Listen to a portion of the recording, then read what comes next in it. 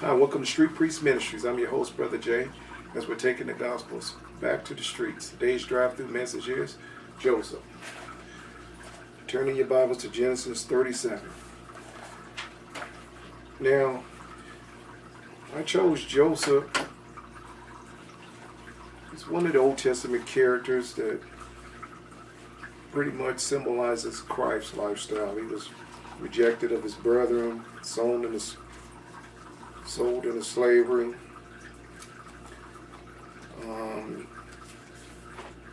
He was given a vision that he would be over his brethren. His brothers would bow to him as well as his parents. We're going to read about Joseph's history. What I like about Joseph is he went through a lot of hardship that wasn't fair. Life is not always fair with us. And I have a saying, God seems to put his favorites through a lot more than the average person could bear. But the outcome is usually to be some type of leader that can command respect in this world. I mean, you have several type of these individuals in the Bible. I mean, Joseph is one. You had Moses that went through his ordeal.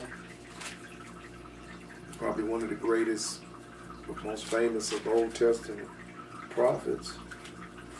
You had Jeremiah. I mean, you could go on. These men were made of iron. I mean, after God put you through something, you can command a nation. You can command an army. You certainly can command a church.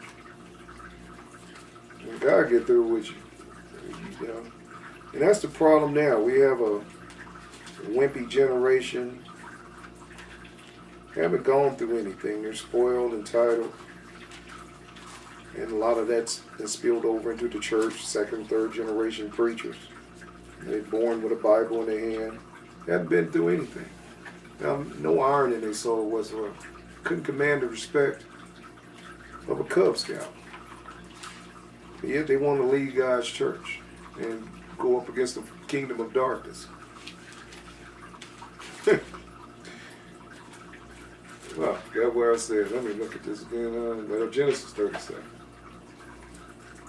But that's not God's program. When he ordains and calls someone for a job, they've been through something. They have something to give, something to offer. They have the capacity. Authority, the root meaning of the word in authority is authorship. Author. They can command authority. They can respect authority. Because God has put them through a lot. You can't author anything if you haven't been through anything. That's what we're going to read here with Joseph. Now, chapter 37, Genesis, verse 1. And Jacob dwelt in a land wherein his father was a stranger in the land of Canaan. These are the generations of Joseph. These are the generations of Jacob. Joseph being 17 years old. They let you know how old he is. 17 years old, was feeding the flock with his brethren, and the lad was with the sons of Bilhah, and the sons of Zilpah, and his father's wives. And Joseph brought unto his father their evil report. Now Israel loved Joseph more than all the children, because he was the son of his old age, and he made him a coat of many colors. And we're going to do a lot of reading, just bracing you for it. And we're going to do some skip tracing, because I have a method to the madness here. Point I want to illustrate. Now Joseph starts out spoiled. Spoiled by his father. He got a coat none of the other brothers have, so stage is being set for jealousy right now, pretty much. But one parent seemed to lean and play favoritism over another kid. More than likely, that kid's going to be hated. Whether it's 1 or 5 in the house or 10, doesn't matter. That one is going to be seen. It's going to be marked and singled out. That's what happened with Joseph, because of his dad's affection for him, because he was the baby. He was this spoiled brat. Now Israel loved Joseph more than all his children, because he was the son of his old age, and he made him a coat of many colors. And when his brethren saw that their father loved him more than all his brethren, they hated him. I told you. And could not speak peaceably unto him. They had nothing nice to say. And there was a bunch of daggers in Joseph's back when he turned his back. And Joseph dreamed a dream, and he told it to his brethren, and they hated him even more. Yeah, God's going to add his 2 cents to set the stage. And he said unto him, Hear, I pray you, this dream which I have dreamed. For behold, we were binding sheaves in the field, and lo, my sheaf arose, and also stood upright. And behold, your sheaves stood round about, and made obeisance to my sheaf. He's saying, you're going to bow down to me.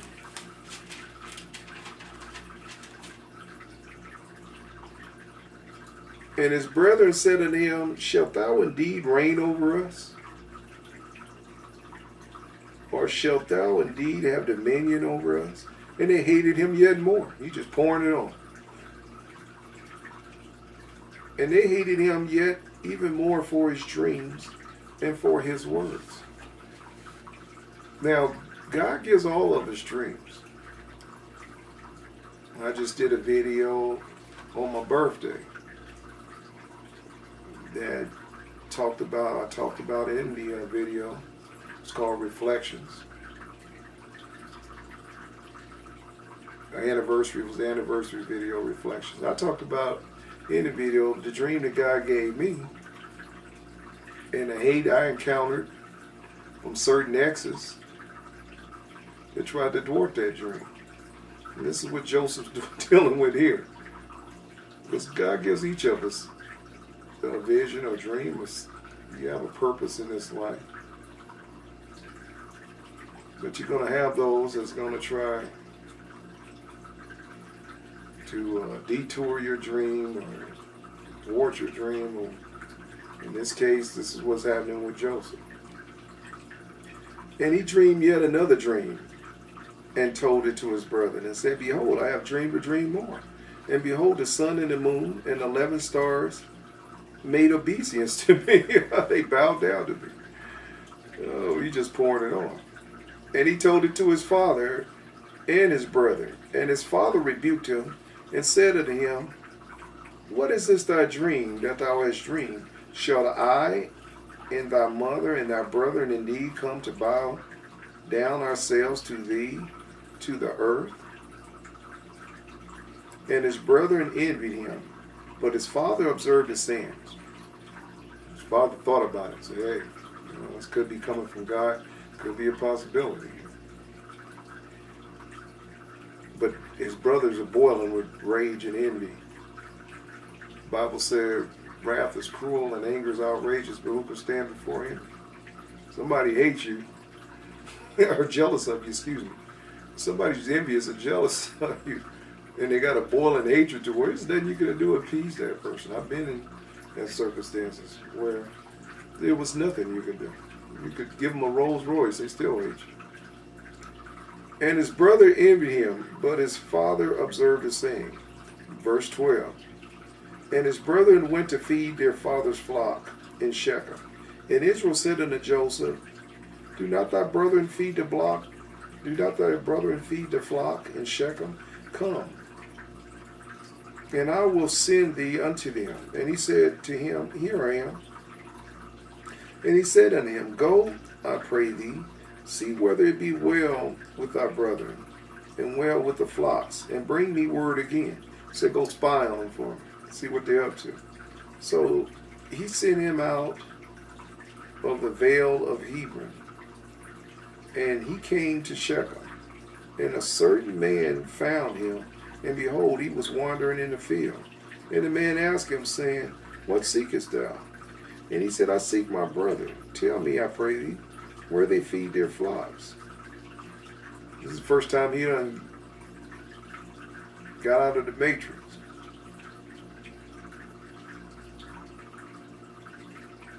And he said, I seek my brother. And verse 16, tell me where, I pray thee, where they feed their flocks. And the man said, They are departed hence, for I heard them say, Let us go to Dothan. And Joseph went after his brethren, and found them in Dothan. And when they saw him afar off, even before he had come near unto them, they conspired against him to slay him. So they're plotting to kill him as they see him afar off. So we got to get rid of this character here. We don't like this brother. And they said one to another, Behold, the dreamer cometh. Verse 20, Come now, therefore, and let us slay him. Let us kill him, and cast him into some pit. And we will say some evil beast hath devoured him, and we shall see what will become of his dreams. See what I tell you? You got some dream killers. That's what these guys are. They figure they kill him, they kill a dream. He ain't going to reign over us. He's not going to rule over us. We'll take him out first. So you got those kind of people God has anointed and called to rule. It doesn't matter. We just using Joseph's example. God could call you to be president of the United States, and you'll have some say, You're not going to rule over me. You'll have that segment that's going to hate you, try to overthrow you. Even though God called you and anointed you, you're not going to rule over us. They'd rather have you dead. This is what Joseph is dealing with. They want to kill his dream up. God gave him that dream. But whom the Lord calls, he enables. And touching out God's anointed. I taught on that already. This is God's anointed Joseph right here. God's actually going to use Joseph to save their lives. But like I said, he's a type of Christ. Jesus said he could, in the New Testament said Jesus came into his own received him not. They put him on the cross. This is Joseph right here. This is what he's dealing with. Hatred among his brethren. Verse 18, let's read that again. And when they saw him afar off, even before he came near unto them, they conspired against him to slay him. And they said one to another, Behold, this dreamer cometh. Come now, therefore, and let us slay him, and cast him into some pit. And we will say some evil beast have devoured him, and we shall see what will become of his dreams. Dream killers. And Reuben heard it, and he delivered him out of their hands, and said, Let us not kill him. And Reuben said unto them, Shed no blood, but cast him into this pit, that is, in the wilderness, and lay no hand up on him, that he might rid him out of their hands, to deliver him to his father again. So he's saying, hey, let's don't kill him, throw him in this pit. And Reuben was going to sneak back and take him out of the pit and sneak him back home. That is his brother. So Reuben had compassion. And it came to pass, when Joseph was come unto his brethren, that they stripped Joseph out of his coat. Give me that coat. They hated that coat. That special coat of Joseph. They couldn't wait to tear that off of him. They stripped Joseph out of his coat, verse 23, of many colors that was on him. And they took him and cast him into a pit. Not to get sidetracked, but I had a coat of many colors. When I was a kid, they had a company called Members Only back then, and they made this jacket. That was one of my favorite jackets, so I can understand Joseph liking his coat. Many colors. They had all these different colored patches on it. And I thought I was GQ. I thought I was Mr. Clean in that. jacket. And they took him and cast him into a pit. And the pit was empty, and there was no water in it. And they sat down to eat bread, and they lifted up their eyes and looked, and behold, a company of Ishmaelites. Now, if you read the Apocrypha, if I'm not mistaken, I think it's the book of Jasher, they get more into detail of the agony of Joseph in that pit, and snakes and scorpions in there, and then he was terrified. And it was dark in that pit. He was begging his brother, crying out, please, brother, what have I done to you? Why are you doing this to me? Don't forget, he was a spoiled kid. He's real pampered to him. So he's not used to this kind of abuse and treatment.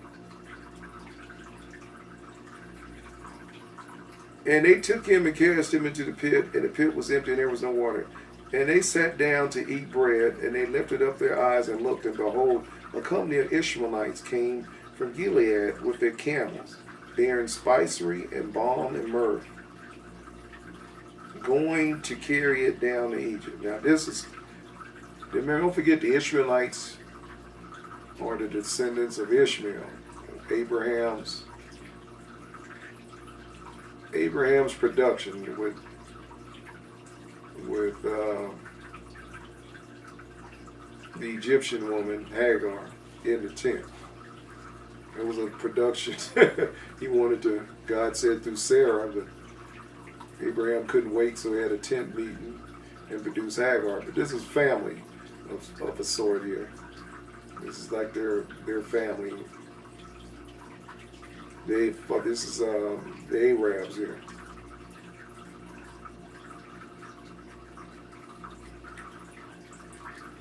So they see the Ishmaelites, and they said, come, and let us sell them to the Ishmaelites. And let not our hand be upon him. So the Ishmaelites been in the slave trading business a very long time. The Arabs have been in the slave trading business a very long time. Even back then. Even Joseph was sold to him. And let not our hands be up on him, for he is our brother and our flesh. And his brothers were content. Yeah, they were happy, as long as we get rid of him. Normally, that was like a kind of a death sentence. Slaves didn't live that long. It was worked to death. So they said, he's going to die anyway. At least we didn't kill him. Then there passed by the Midianites merchantmen, and they drew and lifted up Joseph out of the pit and sold Joseph to the Ishmaelites for 20 pieces of silver. And they brought Joseph into Egypt. And Reuben returned unto the pit, and behold, Joseph was not in the pit, and he rent his clothes. And he returned unto his brethren and said, the child is not, and whither shall I go? And they took Joseph's coat and killed a kid of the goats, killed a baby goat, and dipped the coat in blood. So they're going to stage killing of Joseph by a wild beast and animals. He was killed by them. And they sent the coat of many colors, and they brought it to their father and said, this have we found. Know now whether it be thy son's coat or no. Is this your son's coat? They knew it was it. And they sent a coat of many colors and brought it. Okay, and he knew it, verse 33, and he knew it, and said, it is my son's coat, and evil beasts have devoured him. Joseph is without doubt rent in pieces. And Jacob rent his clothes, and put sackcloth upon his loins, and mourned for his son many days. And all his sons and all his daughters rose up to comfort him, but he refused to be comforted. And he said, for I will go down to the grave unto my son mourning. Thus his father wept for him. And the Midianites sold him into Egypt unto Potiphar, an officer of Pharaoh's, and a captain of the guard. Okay, now told you we're going to do some skipping.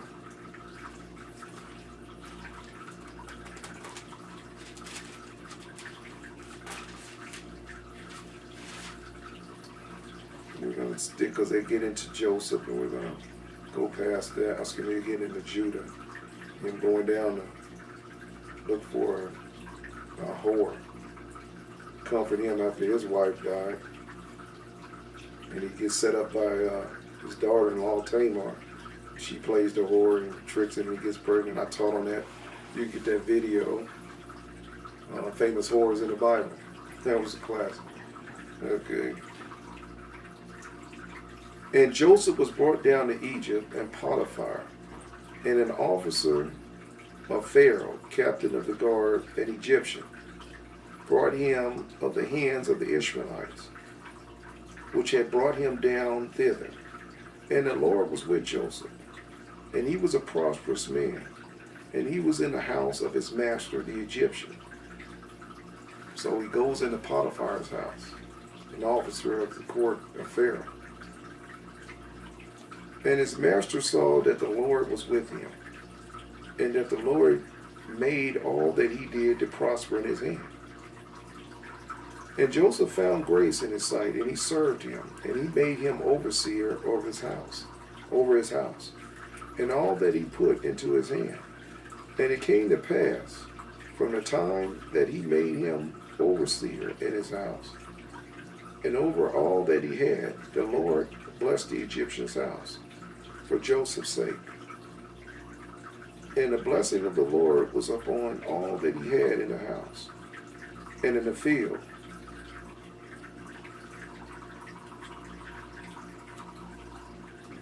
And he left all that he had in Joseph's hand, and he knew not aught that he had, save bread, which he did eat. And Joseph was a goodly person, and well favored. And it came to pass after these things, that his master's wife cast her eyes upon Joseph, and she said, Lie with me. Here we go. The woman set him up. But he refused, and said unto his master's wife, Behold, now he's loyal. He's loyal to Potiphar. Behold, my master wotteth not what is with me in the house, and he hath committed all that he had into my hand. There is none greater in the house than I, neither hath he kept back anything from me, but thee. He said, I'm in a very good position here, and you about to ruin it. He said, this man is entrusted me with everything in his house. He even leave me to be alone with you in the house. So why would I violate his trust? There is none greater in the house than I, neither hath he kept back anything from me but thee. See, you the only thing. He let me have access to everything in his house. Mi casa su casa. Except you. I mean, he let me have everything except you, his wife. Neither hath he kept back anything from me but thee, because thou art his wife. How then can I do this great wickedness and sin against God? He said, this is against God I be doing this, because God's watching. And I understand. I mean, there's plenty of fish in the ocean. You ain't got to get another man's fish. I always live by that code. I understand. And it came to pass, as she spake to Joseph day by day, that he hearkened not unto her to lie by her, or to be with her. Now, according to the Apocrypha, book of Jasher, Joseph was looked like Adonis. Very good looking, strong looking young man, and that women were captivated by his look. Very handsome guy. That's according to the book of Proverbs. Women were mesmerized by his look. And it came to pass about this time that Joseph went into the house to do his business, and there was none of the men of the house there within. All the guards were missing. And she caught him by his garment, saying, "Lie with me."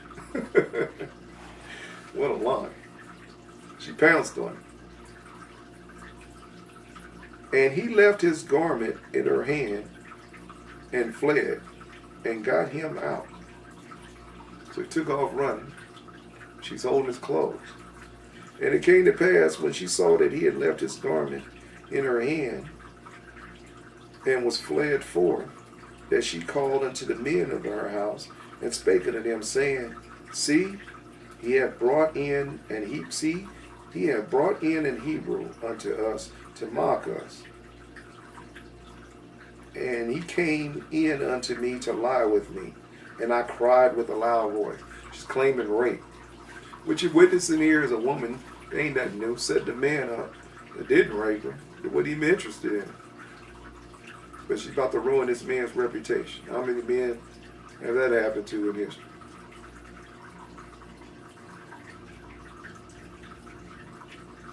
Hell knows no fury like the scorn of a rejected woman. So she set him up. She said, "Oh, you don't want to hit it? Okay, I'm sure you want. You're going to jail, buddy." Oh. Then she called unto the men of her house and spake unto them, saying, See, he hath brought in an Hebrew unto us to mock us. She's bearing false witness again, false testimony. And he came into me to lie with me, and I cried with a loud voice. And it came to pass, when he heard that I lifted up my voice and cried, that he left his garment with me and fled and got him out. And she said, and she laid upon his garment by her until his Lord came home.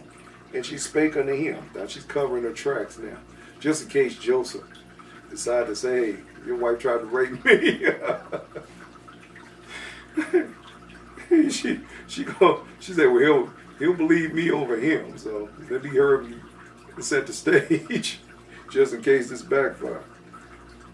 And she laid up his garment by her until his Lord came home. And she spake unto him according to these words, saying, The Hebrew servant which thou hast brought unto us came in unto me to mock me. And it came to pass, as I lifted up my voice and cried, that he left his garment with me and fled out. And it came to pass, when his master heard these words of his wife, which she spake unto him, saying, After this manner did thy servant to me, that his wrath was kindled. And Joseph's master took him and put him into the prison, a place where the king's prisoners were bound. And he was there in the prison. So he was falsely accused and falsely imprisoned. But the Lord was with Joseph. See? You might be going through something unjust. It's happened to me in my life. I can understand what Joseph's going through.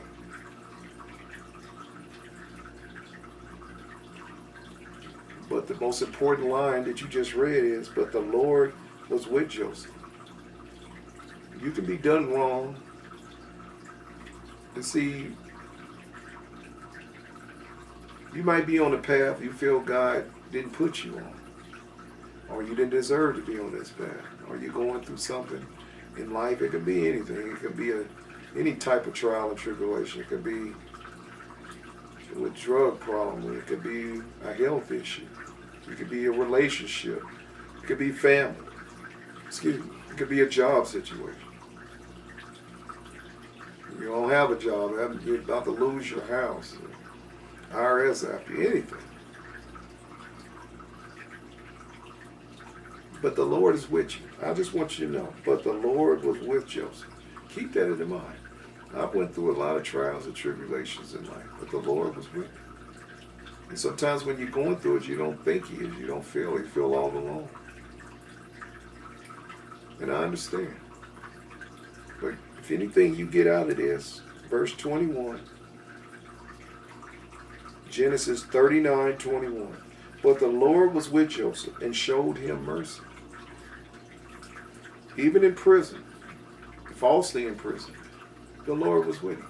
Now, He was separated from his family. I want you to keep this in mind. And in the book of the Apocrypha, it talked about the track that he made to get to Egypt.